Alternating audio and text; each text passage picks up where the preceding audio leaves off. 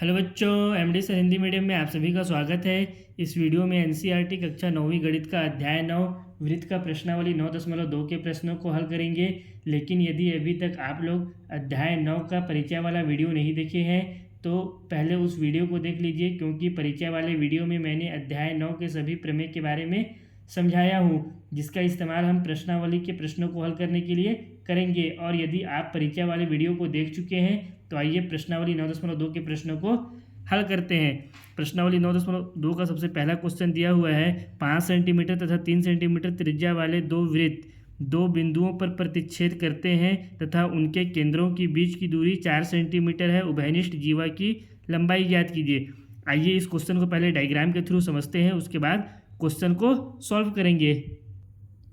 Question में दिया हुआ है 5 सेंटीमीटर तथा 3 सेंटीमीटर त्रिज्या वाले दो वृत्त।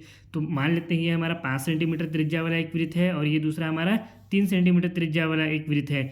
दो बिंदुओं पर प्रतिच्छेद करते हैं। इन दोनों अगर वृत्त को हम लोग ध्यान से देखें तो एक जगह इस बिंदु पर और दूसरा इस बिंदु पर, ये दोनों वृत्त क्या कर रहे हैं, आपस में एक दूसरे के साथ प्रतिच्छेद कर रहे हैं। इसको नाम दे देते हैं ए और इसको नाम दे देते हैं इस वाले बिंदु को बी, तथा उनके केंद्रों के बीच की दूरी 4 सेंटीमीटर। और ये दोनों जो वृत्त हैं इनके केंद्रों के बीच की दूरी कितना है, 4 सेंटीमीटर। मान लेते हैं इस वाले वृत्त का केंद्र सी है और इस वाले वृत्त का केंद्र डी है, तो इनके जो बीच का दूरी है वो हमारा कितना है, ये जो दूरी हो जाएगा हमारा, ये दूरी हमको दिया हुआ है 4 सेंटीमीटर है।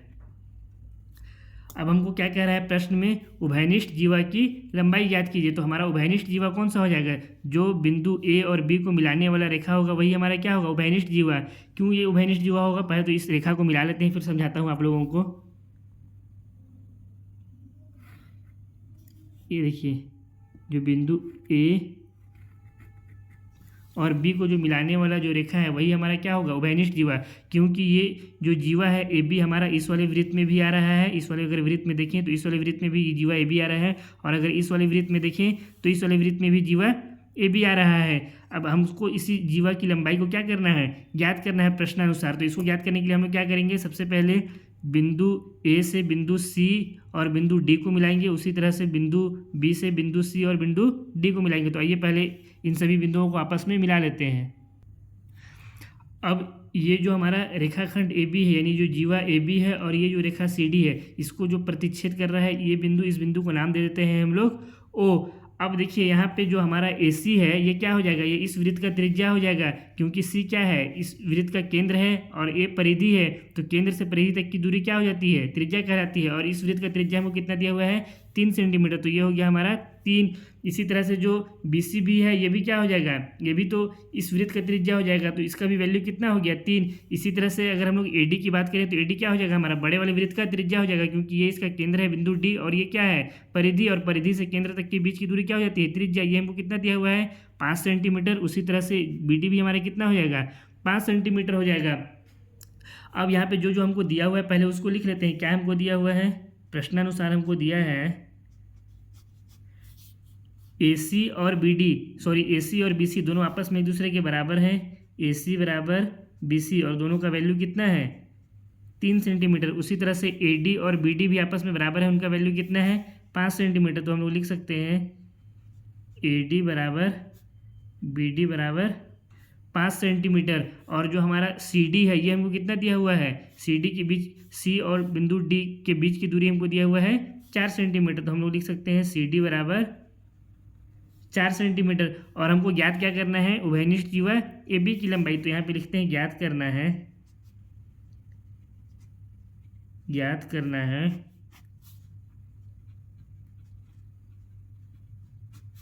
उभयनिष्ठ जीवा ए बी की लंबाई कितनी है, यही हमको क्या करना है, इसमें ज्ञात करना है। तो देखिए बहुत ही प्यारा क्वेश्चन है ये एग्ज़ाम में 4 नंबर का आता है। बच्चे इस क्वेश्चन को सॉल्व भी करते हैं लेकिन फिर भी उनको आधा नंबर ही मिलता है, यानी 4 में से उनको सिर्फ 2 नंबर ही मिलता है। क्यों मिलता है 2 नंबर, वो क्या गलती करते हैं, गलती वो कुछ नहीं करते, बनाते तो सारा कुछ सही है, लेकिन वो डायरेक्ट क्या कर देते हैं कि जो CO है और OD है, इन दोनों रेखाओं को बच्चे AB के ऊपर क्या मानते हैं, लंब मानते हैं, जिससे यहाँ पे बनने वाला जो कोण है और ये कोण, ये दोनों आपस में 90 डिग्री का हो जाता है। ये हमको दिया हुआ है 5 सेंटीमीटर, ये दिया हुआ है 3 सेंटीमीटर, ये पूरा 4 सेंटीमीटर है, तो इसको बच्चे x मान लेते हैं, इसको 4 - x मान लेते हैं, और इसमें क्या करते हैं, ये भी समकोण त्रिभुज हो गया, ये भी समकोण त्रिभुज हो गया, दोनों में पाइथागोरस प्रमेय का इस्तेमाल करके दो समीकरण आता है, हम दोनों समीकरणों को हल करके AB का वैल्यू को ज्ञात कर लेते हैं। लेकिन बच्चे अगर ध्यान से देखें प्रश्न में तो हमको कहीं पे बोला ही नहीं है कि CO और OD दोनों AB के ऊपर लंब है। तो पहले तो हम लोग को क्या करना पड़ेगा, CO और OD को AB के ऊपर लंब सिद्ध करना पड़ेगा, उसके बाद हम लोग इस पूरे क्वेश्चन को सॉल्व करेंगे, तब जा करके हमको एग्जाम में पूरा नंबर मिलेगा। और इन दोनों को जो है ना, हमारा CO और OD, इन दोनों को AB के ऊपर हम लोग को लंब सिद्ध करने के लिए क्या करना पड़ेगा, सबसे पहले जो हमारा त्रिभुज AOC है ये वाला, और त्रिभुज BOC है, इन दोनों त्रिभुज को आपस में एक दूसरे के सर्वांगसम प्रूफ करना पड़ेगा। इसको हम लोग आपस में एक दूसरे के सर्वांगसम प्रूफ कर देंगे तो उससे क्या होगा, हम लोग जो कोण AOC यानी यहाँ पे जो कोण बन रहा है और जो कोण हमारा BOC है, ये जो कोण बन रहा है, इन दोनों कोण को CPCT से आपस में क्या कर देंगे, एक दूसरे के बराबर प्रूफ कर देंगे। कब, जब हम लोग त्रिभुज AOC और त्रिभुज BOC को एक दूसरे के सर्वांगसम प्रूफ करेंगे।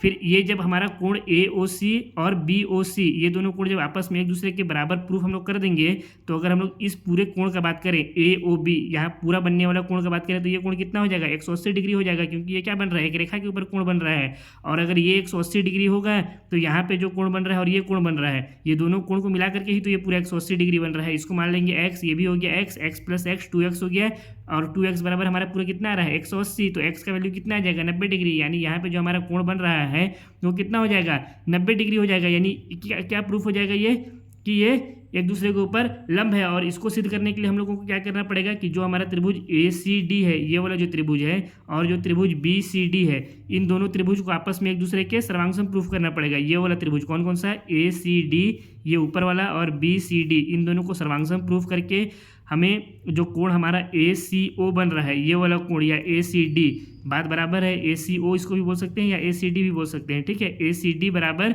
BCD, CPCT से हमारा आ जाएगा।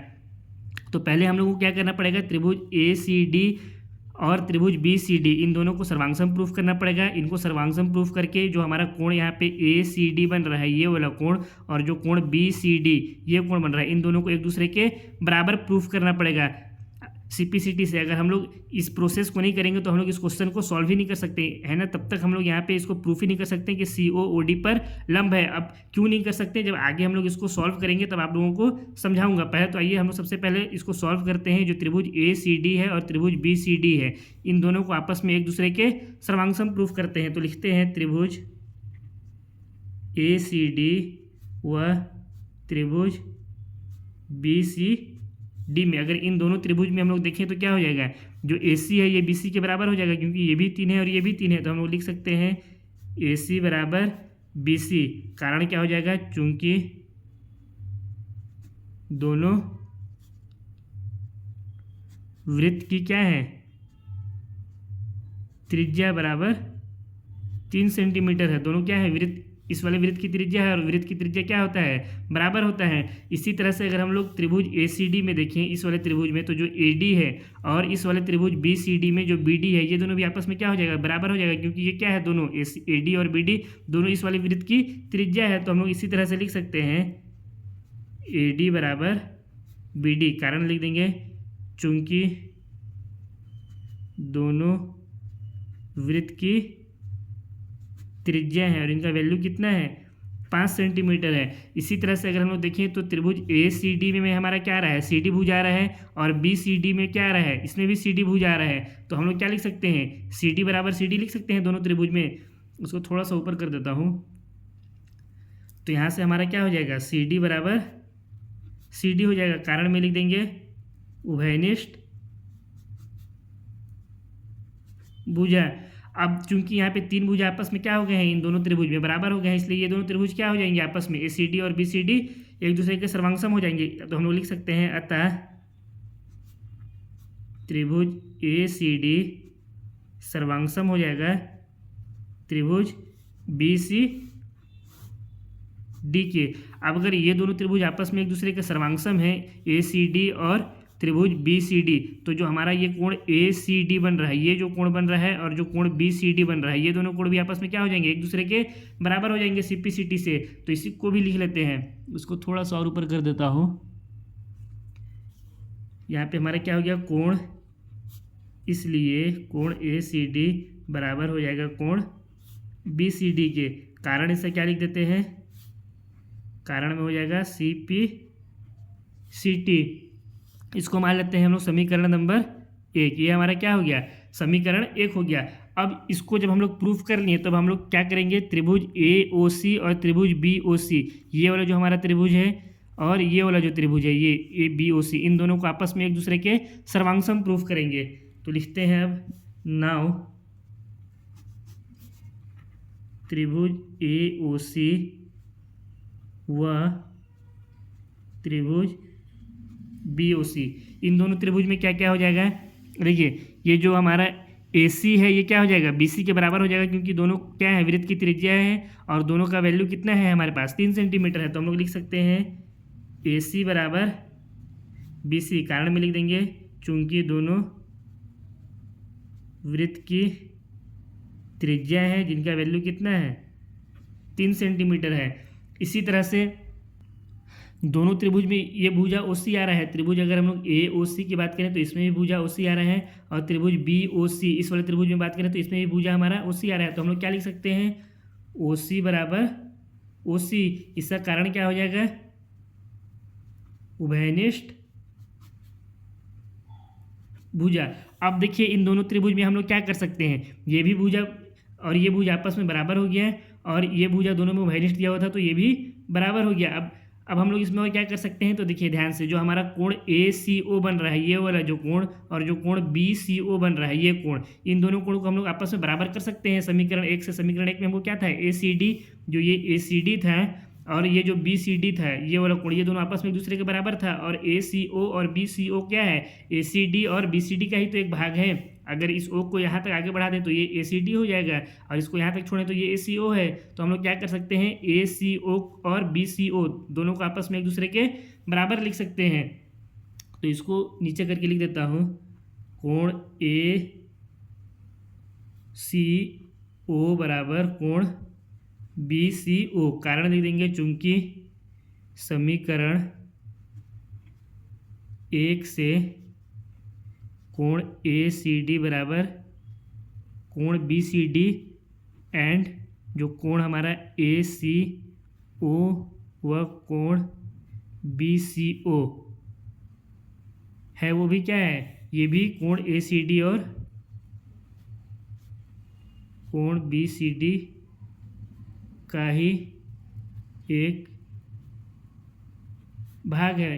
यही क्या हो गया, इस वजह से ए सी ओ और बी सी ओ भी आपस में दोनों एक दूसरे के बराबर हो गया। अब देखिए अगर हम लोग ये प्रूफ नहीं किए रहते यहाँ पे कि त्रिभुज ए सी डी और बी सी डी एक दूसरे के सर्वांगसम है, इससे हम लोग का ये प्रूफ नहीं होता है। और अगर ये हम लोग का प्रूफ नहीं होता है कि ये जो कोण है ए सी डी और बी सी डी आपस में एक दूसरे के बराबर है, तो हम लोग ये भी नहीं प्रूफ कर सकते थे कि जो त्रिभुज ए ओ सी और त्रिभुज बी ओ सी आपस में क्या होगा, एक दूसरे के सर्वांगसम होगा। क्योंकि ये दोनों अगर कोण एक दूसरे के बराबर नहीं होते तो इस वाले त्रिभुज में जो हमारा यहाँ पे त्रिभुज बन रहा है, इसमें हम लोग इस भुजा को बराबर कर दिए थे, ये हमारा उभयनिष्ठ भुजा था। तो इन दोनों के अलावा हम लोग तो और कुछ कर सकते नहीं थे, इसलिए हम लोग क्या किए, इन ए सी डी और बी सी डी को एक दूसरे के सर्वांगसम प्रूफ करके सी पी सी टी से इन दोनों कोणों को बराबर किए। इससे हमारा क्या फ़ायदा हुआ कि ए सी ओ बराबर हुआ बी सी ओ के। अब हम लोग क्या लिख सकते हैं, अब हम लोग लिख सकते हैं, अतः जो हमारा त्रिभुज ए ओ सी है वो क्या हो जाएगा, सर्वांगसम हो जाएगा त्रिभुज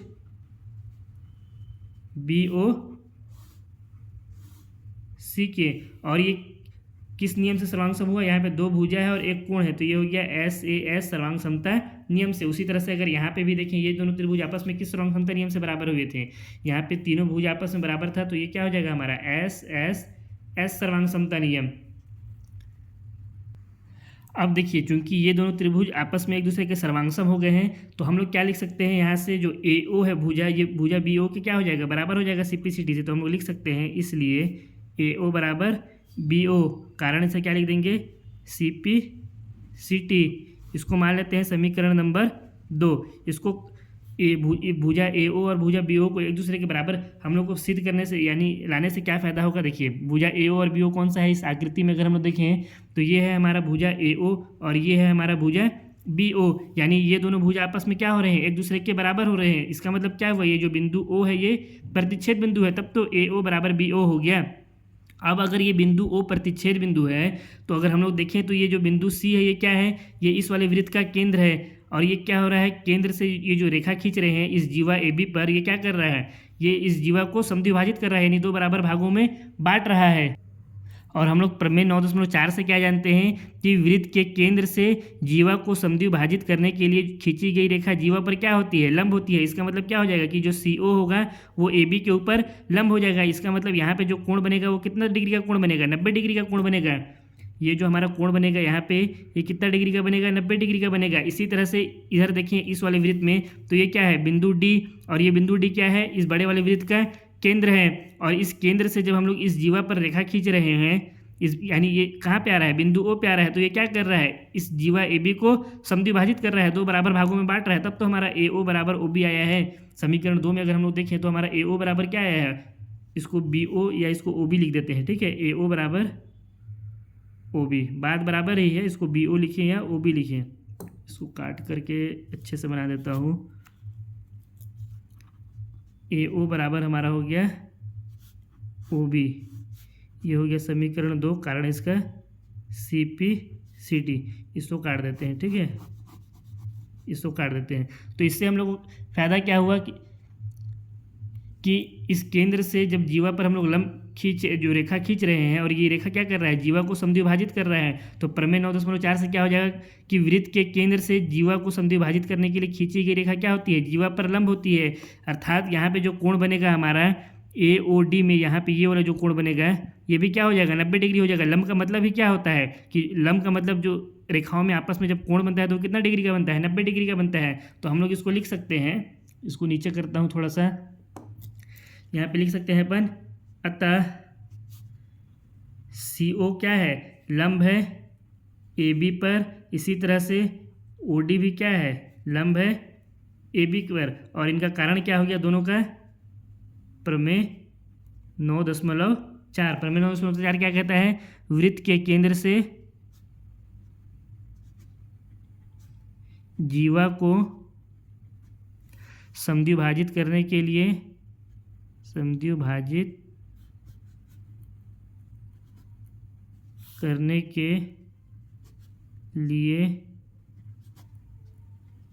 खींची गई रेखा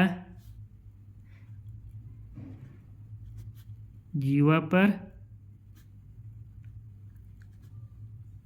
लंब होती है। देखिए इसीलिए मैं आप लोगों को कह रहा था कि इस प्रश्नावली 9.2 को देखने से पहले आप लोग परिचय वाला वीडियो जरूर देख लीजिएगा, क्योंकि जब तक आप लोग परिचय वाला वीडियो नहीं देखेंगे आप लोगों को समझ में नहीं आएगा ये हमारा कहाँ से हो रहा है, ठीक है। इसलिए पहले परिचय वाला वीडियो को देख ही लीजिएगा, उसके बाद ही प्रश्नावली के प्रश्नों को हल करिएगा। अब देखिए चूंकि अगर ये दोनों आपस में क्या है, सी ओ और ओ डी दोनों ए बी के ऊपर लंब हैं, तो इसको मान लेते हैं ये हमारा समीकरण नंबर 3 हो गया ये, और ये हमारा समीकरण नंबर 4 हो गया। तो 3 और 4 से हमारा क्या स्पष्ट हो जाएगा, तो हम यहाँ पे लिख सकते हैं समीकरण 3 एंड समीकरण 4 से स्पष्ट है कि कौन कौन सा कोण हमारा 90 डिग्री का बन रहा था। एक तो बन रहा था कोण ए ओ सी, और दूसरा कौन सा कोण बन रहा था, कोण ए ओ डी, बराबर दोनों कितना हो रहा था, 90 डिग्री था, यानी दोनों क्या हो जा रहा था, हमारा समकोण त्रिभुज बन जा रहा था 90 डिग्री का। मतलब इसको मान लेते हैं समीकरण, ये हमारा 4 हो गया, ये हो जाएगा हमारा समीकरण 5। यही दोनों त्रिभुज यही दोनों कोण 90 डिग्री हमारा बन रहा था ना। अगर यहाँ पे देखिए अपन, तो ये जो हमारा कोण ए ओ सी है ये कितना बन रहा था, 90 डिग्री, और कोण ए ओ डी भी कितना बन रहा है, 90 डिग्री ही बन रहा है।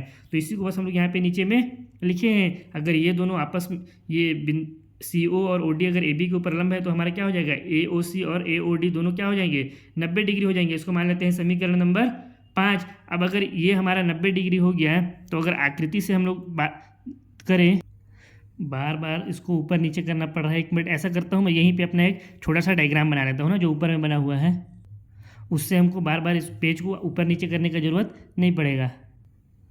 ये देखिए कुछ इसी तरह का आकृति हमारा बना हुआ था, इस आकृति को मैं यहाँ पे नीचे में ही बना लिया हूँ, हमको बार बार ऊपर नीचे करने की ज़रूरत नहीं पड़ेगा। अब देखिए ये जो हमारा आया है AOC और AOD दोनों 90 डिग्री आया है, ये हो गया AOC और ये हो गया AOD, ये दोनों 90 डिग्री यहाँ पे समकोण त्रिभुज बन रहा है, मतलब 90 डिग्री का कोण बन रहा है इसलिए।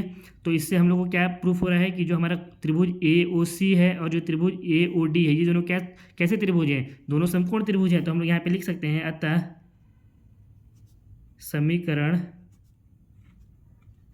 5 से स्पष्ट है कि त्रिभुज AOC व त्रिभुज AOD दोनों समकोण त्रिभुज है। अब अगर दोनों समकोण त्रिभुज हैं, ठीक है, अब इसके बाद इसको हम लोग हल कर सकते हैं। देखिए हमको क्या दिया हुआ है प्रश्न में कि CD कितना है, C से D के बीच की दूरी 4 सेंटीमीटर है। तो अगर हम लोग इस CO को x मान लें, यहाँ से यहाँ तक को कितना मान लें, x मान लें, तो हमारा जो OD हो जाएगा यहाँ से यहाँ तक की दूरी ये कितना हो जाएगा, ये पूरा 4 सेंटीमीटर है, इसको x मान लिए तो ये क्या हो जाएगा 4 - x होगा। तो इसको हम लोग क्या लिख सकते हैं, ये हमारा कितना हो जाएगा 4 - x। ये कब हुआ, क्योंकि इसका कारण भी लिख देते हैं, दिया है CD बराबर कितना दिया हुआ है हमको 4 सेंटीमीटर। हम लोग क्या माने कि माना CO बराबर x सेंटीमीटर, तो हमारा OD कितना हो जाएगा, तो OD बराबर हमारा हो जाएगा 4 - x सेंटीमीटर हो जाएगा। यही होगा क्योंकि ये पूरा 4 है, अगर इसको 1 मान लेंगे तो ये क्या हो जाएगा 4 - 1 यानी 3 बचेगा। तो इसको x माने तो ये क्या हो गया हमारा 4 - x सेंटीमीटर हो गया। अब इसके बाद हम लोग क्या कर सकते हैं, ये हमारा समकोण त्रिभुज है AOC, इसी तरह से AOD, तो इन दोनों में हम लोग क्या कर सकते हैं, पाइथागोरस प्रमेय लगा देंगे। पाइथागोरस प्रमेय लगाने के बाद हम लोगों को 2 समीकरण मिलेगा x के टर्म में, उसको सॉल्व करके हम लोग क्या कर सकते हैं, AB का वैल्यू को ज्ञात कर सकते हैं। पहले हम लोग सबसे पहले क्या करेंगे, त्रिभुज AOC में पाइथागोरस का प्रमेय लगाएंगे, उसी के बाद इसी तरह त्रिभुज AOD में भी पाइथागोरस का प्रमेय लगाएंगे। अब चूंकि यहाँ पे नीचे में जगह है नहीं, इसलिए इसको आगे सॉल्व करने के लिए अगले पेज पर चलते हैं। तो त्रिभुज हम लोग लिखते हैं AOC में पाइथागोरस प्रमेय से, यहाँ पे हो जाएगा त्रिभुज AOC में पाइथागोरस प्रमेय से। पाइथागोरस प्रमेय क्या होता है, कर्ण का स्क्वायर बराबर लंब का स्क्वायर प्लस आधार का स्क्वायर, यही होता है हमारा पाइथागोरस प्रमेय। तो अगर हम लोग यहाँ पे देखें इस त्रिभुज में, तो हमारा कर्ण कौन सा हो जाएगा, AC हमारा कर्ण हो जाएगा, और जो हमारा OC है या CO है ये आधार हो गया, और AO क्या हो जाएगा हमारा लंब हो जाएगा। तो हम लोग लिख सकते हैं कर्ण की जगह पे AC का स्क्वायर बराबर लंब की जगह पे हो जाएगा AO का स्क्वायर प्लस आधार की जगह पे हो जाएगा CO का स्क्वायर। अब AC हमको कितना दिया हुआ है, 3 दिया हुआ है, तो AC की जगह पे हम लोग क्या लिख सकते हैं, 3 का स्क्वायर बराबर AO अभी हम लोग को ज्ञात नहीं है, तो इसको AO एज इट इज छोड़ देते हैं, AO का स्क्वायर प्लस CO हमको कितना हम लोग लिए हैं यहाँ पे, इसको x मीटर माने हैं, तो यहाँ पे हम लोग लिख देंगे x का स्क्वायर। इसको अगर हल करें तो ये कितना हो जाएगा, 3 ये हो गया 9 बराबर AO का स्क्वायर प्लस x का स्क्वायर, ये कितना हो गया x स्क्वायर हो गया। यहाँ से अगर हम लोग AO का वैल्यू निकालना चाहें तो कितना निकल करके आ जाएगा, यहाँ से अगर हम लोग AO का स्क्वायर इसका वैल्यू निकालेंगे तो ये कितना आ जाएगा 9 - x का स्क्वायर हो जाएगा। इसको मान लेते हैं हम लोग समीकरण नंबर 6, ठीक है। अब इसी तरह से हम लोग क्या करेंगे, त्रिभुज AOD में भी पाइथागोरस प्रमेय का इस्तेमाल करेंगे। तो यहाँ पे इसके लिए नीचे लिखते हैं त्रिभुज AO, या अगेन त्रिभुज AOD में पाइथागोरस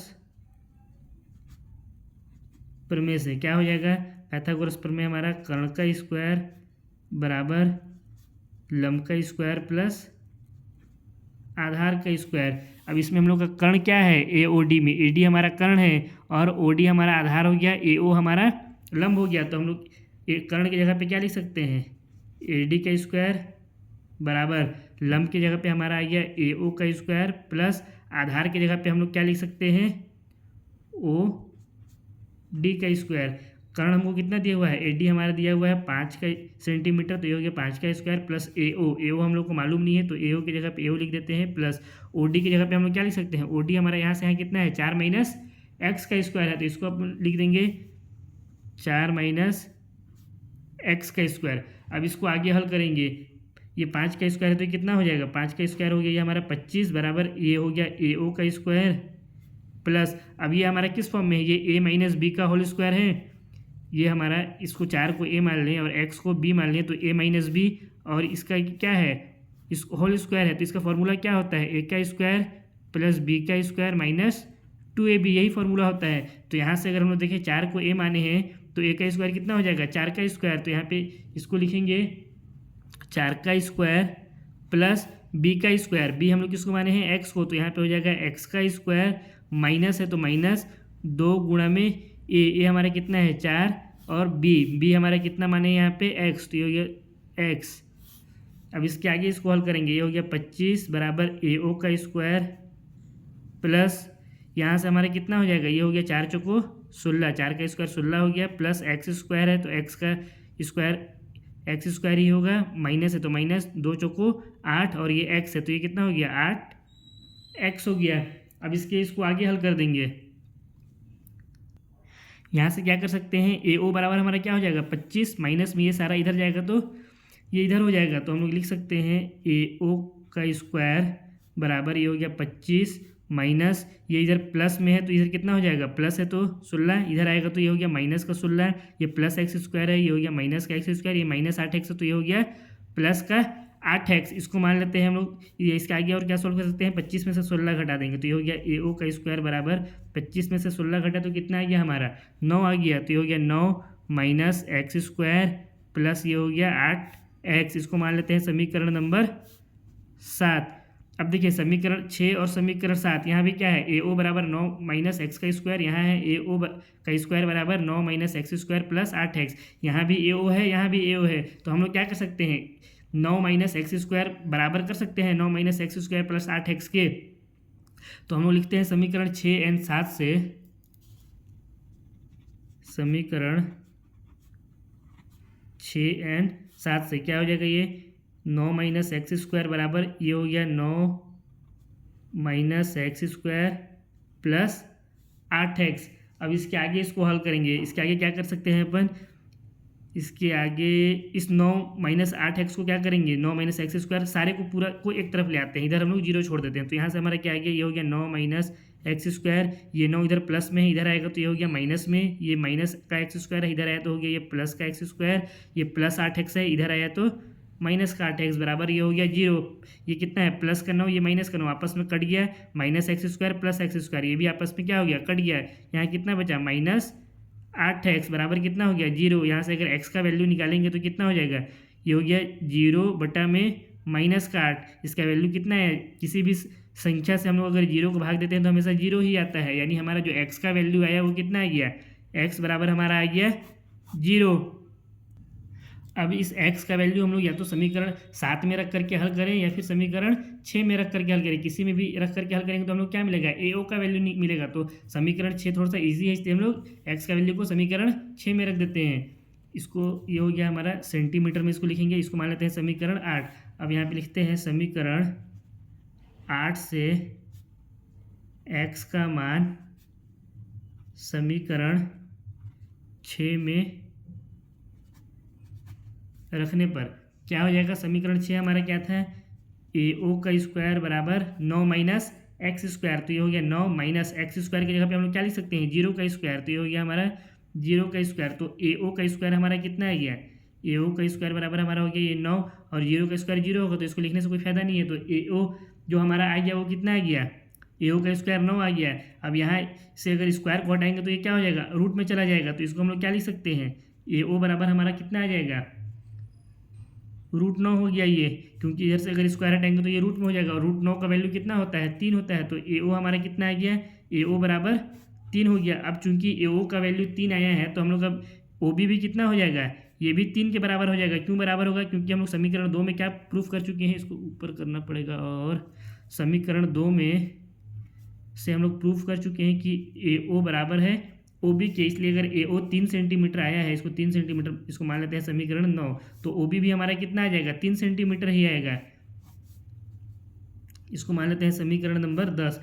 ये आया है तो ये हुआ है ए ओ बराबर 3 सेंटीमीटर, तो ओ बी बराबर भी कितना हो जाएगा 3 सेंटीमीटर हो जाएगा। और हमको ज्ञात क्या करना था, अगर डायग्राम में हम लोग देखें तो हमको क्या ज्ञात करना है, पूरा ए बी ज्ञात करना है। और ए बी किससे मिल करके बना है, ए ओ प्लस ओ बी से मिल करके बना है। तो हम लोग यहाँ पे नीचे में लिख सकते हैं कि इसको ज़्यादा नीचे नहीं करता हूँ, यहीं पे इसको सॉल्व कर, अच्छा चलिए इसको नीचे ही सॉल्व कर देते हैं, वरना आप लोग भी कन्फ्यूज हो जाइएगा। अब यहाँ से हम लोग क्या कर सकते हैं, हम लोग को चूंकि क्या याद करना है, चूंकि हमें याद करना है ए बी, और ए बी का किसके बराबर है, ए बी बराबर है ए ओ प्लस ओ बी के, इसलिए यहाँ से ए बी का वैल्यू कितना हो जाएगा, इसलिए ए बी बराबर हो जाएगा ए ओ हमारा कितना है 3 सेंटीमीटर, तो ये हो गया 3 प्लस ओ बी भी कितना है 3 सेंटीमीटर, तो ये भी हो गया 3। तो हमारा जो ए बी का वैल्यू आ गया वो कितना हो गया 6 सेंटीमीटर आ गया। यही क्या हो गया, जीवा ए बी की लंबाई, यही क्वेश्चन नंबर 1 का उत्तर हो गया। ये क्वेश्चन थोड़ा सा ट्रिकी जरूर था, लेकिन बहुत ही मज़ेदार क्वेश्चन है। अब इस क्लास को हम लोग यहीं पे समाप्त करते हैं, क्योंकि ये क्वेश्चन का आंसर थोड़ा सा लंबा हो गया है। बाकी क्वेश्चन को भी अगर इसी वीडियो में सॉल्व करेंगे तो वीडियो बहुत ही ज़्यादा लंबा हो जाएगा। बाकी क्वेश्चंस को अब हम लोग नेक्स्ट क्लास में सॉल्व करेंगे। इस क्वेश्चन को बिल्कुल कॉन्सेप्ट के साथ आप लोगों को समझाया हूँ। अगर आप लोग एक बार इस क्वेश्चन का कॉन्सेप्ट को समझ जाएंगे तो इस क्वेश्चन को आप लोग 5 से 10 मिनट के अंदर में ही सॉल्व कर लेंगे। बहुत ही बेहतरीन क्वेश्चन है। अब हम लोग बहुत जल्द नेक्स्ट क्लास में मिलेंगे, जहाँ पे हम लोग बाकी के बचे हुए क्वेश्चन को सॉल्व करेंगे। तब तक के लिए बेस्ट ऑफ लक।